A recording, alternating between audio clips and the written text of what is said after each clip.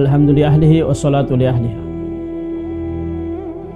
পবিত্র মাহে রমজানের শেষ দশকে এতেকাফ করা সুন্নতে মুআক্কাদা আলাল কিফায়া।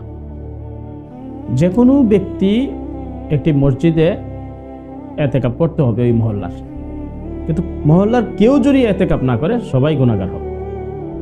তবে এটা টাকার বিনিময়ে ছাড়া হইতে হবে। টাকা দিয়া যদি কেউ এতেকাফ করে বা করায় কোন উভয়টাই গুনাহ, নাজায়েজ, এবং এতেকাফ আদায়ও হবে না, পুরো এলাকাবাসী গুনাহগার হবে। একজন মানুষ এতেকাফ না করলে, টোটালি একটা মসজিদে এতেকাফ না করলে যেরকম, এটাও তদ্রুপ। দ্বিতীয় বিষয় হলো এতেকাফ কেন ভাঙে। এতেকাফ ভেঙে যাবে মসজিদের বাইরে বিনা প্রয়োজনে একটা মিনিট সময়ও যদি কেউ থাকে, বাস এতেকাফ ভেঙে গেছে। বিনা প্রয়োজনে কেউ থুতু ফালানোর জন্য যদি মসজিদের বাইরে যায়, এতেকাফ ভেঙে যাবে। বিনা প্রয়োজনে কারোর সাথে ফোন করার জন্য একটু বাইরে গেল, এতেকাফ ভেঙে যাবে। কারোর সাথে গল্প করার জন্য বাইরে গেল, ভেঙে যাবে। এস্তেঞ্জাখানা থেকে মসজিদের দিকে আসার পথে কারোর সাথে একটু গল্প করলো, একটু দাঁড়ায় 1 মিনিট হইলে বাস এতেকাফ ভেঙে যাবে। এতেকাফ অত্যন্ত সেন্সিটিভ একটা বিষয়। এই জন্য আমাদের সমাজে প্রায় অনেক মসজিদে এতেকাফকারীরা এতেকাফ করেন ঠিক, কিন্তু তাদের এতেকাফগুলো টিকে না এবং শতভাগ এতেকাফ হয় না। অন্যান্য ইবাদতের ক্ষেত্রে তারা যেরকম ওই ইবাদত ভঙ্গের কারণগুলো এড়িয়ে চলেন, এতেকাফকারীরা এই বিষয়টা তেমন একটা মেনে চলেন না বা মেনটেন করতে চান না। এটা অত্যন্ত দুঃখজনক। আমাদের সমাজে আমরা বাঙালিরা নফল গোসল করে থাকি। দৈনিক যে গোসলটা করি এটা নফল গোসল, শরীর বিধান হিসাবে। ফরজ গোসলের জন্য এতেকাফকারী মসজিদ থেকে বের হইতে পারবে যেদিনই হোক, যখনই হোক, কিন্তু নফল গোসল, তার দৈনিকের স্বাভাবিক যে গোসলটা, এটার জন্য এতেকাফকারীরা মসজিদের বাইরে যেতে পারবে না।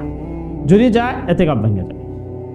তাহলে যদি কষ্ট হয় মসজিদে থাকতে গোসল ছাড়া, এটার জন্য করণীয় কি? দুটি পথ আছে। একটি পথ হলো যে কোনো একটি গামছা ভিজিয়ে পুরো শরীরকে সে মুছে নিবে, মসজিদের ভিতরেই তিনি থাকবেন, ওনার কোনো ছেলে বা কোনো একজন খাদেম এটা করে নিবে।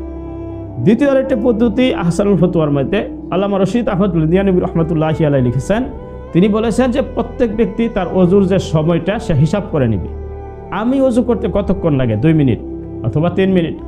এই 3 মিনিট সময়ের মধ্যে যদি কেউ নফল গোসল সারতে পারে, তার গোসলের পানি বালতিতে ঠিক রাখা হবে আগে থেকে, কেউ না কেউ ঠিক রেখে দিবে, গামছা লুঙ্গি এখানে রেখে দিবে, সে শুধু পানি ডালবে এবং পানি ঢেলে তাড়াতাড়ি চলে আসবে, তার জিনিসগুলা অন্য কেউ গোছায় দিবে। তার অজুর সমপরিমাণ সময়ে যদি নফল গোসল করতে পারে, তাহলে অজু না করে শুধু পানি ঢেলে চলে আসলো, এতেকাফ হবে। তবে জমহুর উলামা ইকরামের রায় হলো এই ধরনের হিলার মধ্যেও যাবে না। এই কারণে যাবে না, অনাকাঙ্ক্ষিতভাবে দেখা গেল আমার 2 মিনিট সময় লাগে অজু করতে, আমি গোসল করতে যাই 2.5 মিনিট হয়ে গেছে, আমার এতেকাফ ভেঙে গেছে, অথচ কত কষ্ট করে আমি 10টা দিন থাকছি মসজিদে। এজন্য এই ব্যাপারে অনেক সতর্কতা কামি। অগত্যা কারো এতেকাফ যদি ভেঙে যায়, করণীয় কি? এই ক্ষেত্রে করণীয় হলো পরবর্তী রমজান পরবর্তী সময়ে কোনো একটা দিন মসজিদে রাত সহ থাকতে হবে এবং দিনে রোজা রাখতে হবে। কারো এতেকাফ যদি ভেঙে যায়, এতেকাফের কাজা হলো এটি। আশা করি বুঝতে পারছেন।